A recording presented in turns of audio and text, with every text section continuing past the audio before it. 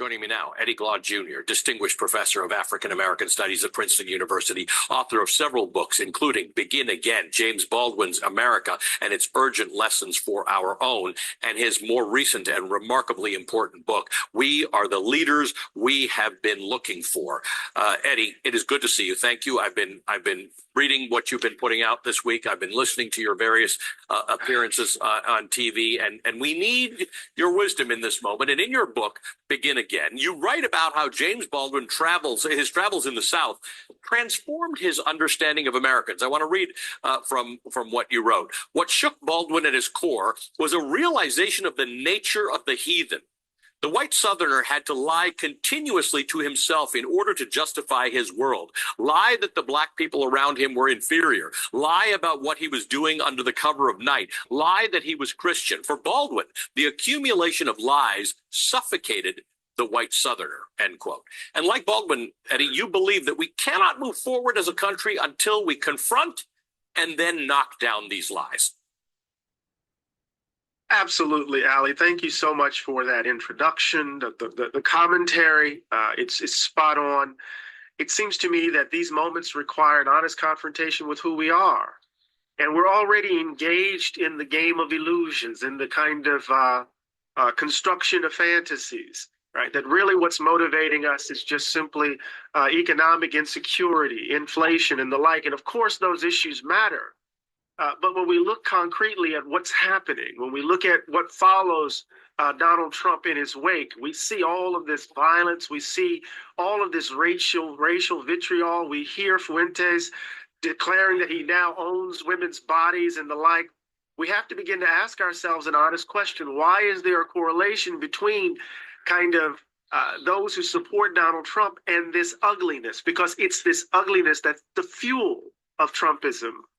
Richard Slotkin, the historian, has said that we are in a second lost cause, Alan. That we're in a moment in which there's a reassertion of the lie. Now, what does that mean in its details? Remember what's at the heart of the lost cause. The heart of the lost cause is a refusal to accept what was the actual for the Civil War. It wasn't slavery. It wasn't slavery, Ali. It was economics. And here we are in this moment engaged in a similar denial. And that's interesting because there are discussions and there will be postmortems about whether the Democratic Party was too left or engaged in causes that were too woke. But in the end, it is the response, not perhaps to that, but just to the idea that this country is changing from people who feel endangered and who are creating new reasons to make excuses for what is fundamentally bigotry, misogyny, and to some degree the hubris that America can't go wrong. Hey, you're gonna come by. Right. You know, Baldwin said the horror of America is that it's changing all the time, but never changes at all. There's something like this eternal return because we're dealing with the consequences of the tragic choice at the beginning of the Republic, right? The choice that we reconcile, where we reconcile democratic principles with the reality, with the institution of slavery, with the subordination of women, with the exploitation of children, the exploitation of workers, with the genocide of native peoples, that there is this kind of gook within which the American project came into being. And to confront that is not to condemn us to the gallows. No. To confront that is actually to create the conditions to release us into a new way of being. But let me say this, Alan, really quickly. I come out of a tradition that has had to deal with the violence of when the fever dream spikes. There are too many people in my tradition who've lost folk. My professor, Albert Ravito, who wrote Slave Religion, lost his dad. He didn't grow up with his father. Why? Because a Mississippi store shop owner shot him in the head because he dared to confront him over the way he treated his wife. This isn't some abstract issue for us. The idea of how we're going to survive and get to the other side when it seems as if the country has lost its damn mind takes on a real tangible kind of feeling because my mom and my dad grew up in Jim Crow, Mississippi. This isn't slavery, right? This is immediate for some people. Right. Back in the Civil War, unsettling, Alan. Here's an interesting question, because back in the Civil War, there were a whole bunch of Southerners who justified this on the basis of Southern chivalry, on the basis of states' rights, everything but slavery. And most of the people who fought and died in that war had no particular personal relationship to slavery. They did not hold slaves, and yet they bought wholesale into this idea. This time we had people talking about, you're not hearing us, you're invested in issues we don't want, it's inflation. A lot of it was bad information. It was lies being believed, but most people would not acknowledge what you are saying and what James Baldwin is saying, that we are still preserving a lie. How do you have that conversation with people whose vote preserved a lie, preserved misogyny, preserved racism, preserved the patriarchy, and preserved the hubris, who don't actually believe that's what they did? And again, my point is, in the Civil War, there are people who engaged in it thinking they were fighting for something else, and they were not. You know, that's a hard question to answer. I've been trying to figure it out. How do you tell people? I mean, I was having this argument just this morning with folk that their numbers around Black voters in the 2024 election was just wrong.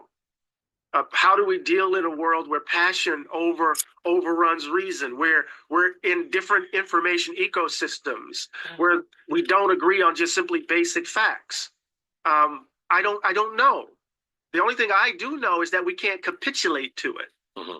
We can't try to figure out how to make those folk comfortable. We have to continue to tell the truth. We have to do what Bartleby the Scrivener did in Melville's story, right? We have to say, I prefer not to. And part of the worry is that because of the nature of the election, too many people want to consent and concede to the lie that folk are telling folk. Uh-huh. You know, Americans prefer their illusions straight, no chaser. That's what Eugene O'Neill was exploring in The Iceman Cometh. We have to shatter those illusions with the truth and then a bit more, it seems to me. You write a book. I'm going to step over here and grab it because I brought it with me. Your book. Oh, sorry, I got Born Again. But your newer book speaks about leadership. I want to ask you about that in this moment, for this mission that you are discussing. You and I are discussing this morning for the future. Do we have the leaders in place to do what we need to do, to take this mission forward, to say, finally, let us put this myth and this lie about who we are and our past away and do something else, be the best we can be? Are we in a position to do that right now? Well, I don't know if we are, but we must be. I do know that we have to stop playing games. You know, the Democratic Leadership Council engaged in this triangulation. It thought that what it needed to do was to distance the Democratic Party from unions and its base, Black folk and the like, and make its way toward the right and kind of try to triangulate and take the issues from Reagan. And that gave us Bill Clinton, right? And we've been dealing with that as we've been trying to, Democrats have been kind of engaged in this forlorn romantic kind of tryst. They always want to get the Reagan Democrat back, right? And what we've been doing is conceding the terms of the fight. Part of what must happen in this moment is that we must reject the framework of our politics. And people who are current leaders can do it. But it all depends if they have the courage, Allie. Yeah. But I know what has to happen. We have to find out. We have to take responsibility for this thing. Yes. And we're going to have to say no and engage the battle. Although it's very hard. I can't begin to tell you how distrustful I am right now. Yeah. What have these people done? Yeah. No, and it's us. It is us. I mean, that's the hard part about this. This wasn't a mistake this time around, and it's important for us to understand that we have done this to ourselves. You may not have, and I may not have at the ballot box or in our efforts, but we as a country are making some bad decisions that we are now going to have to face up to. And maybe that's the good part, Eddie, that maybe now that reckoning will be upon us, because some bad things are going to happen in the next few years, and the fight must continue. And I thank you for it, my friend. I thank you for everything that you've done for us, the important books, the analysis that you put out there, and the friend that you've been to this show. Eddie Glaude Jr. is a distinguished professor of African American Studies at Princeton University. He's the author of multiple important books, including We Are the Leaders We Have Been Looking For and Begin Again, Lessons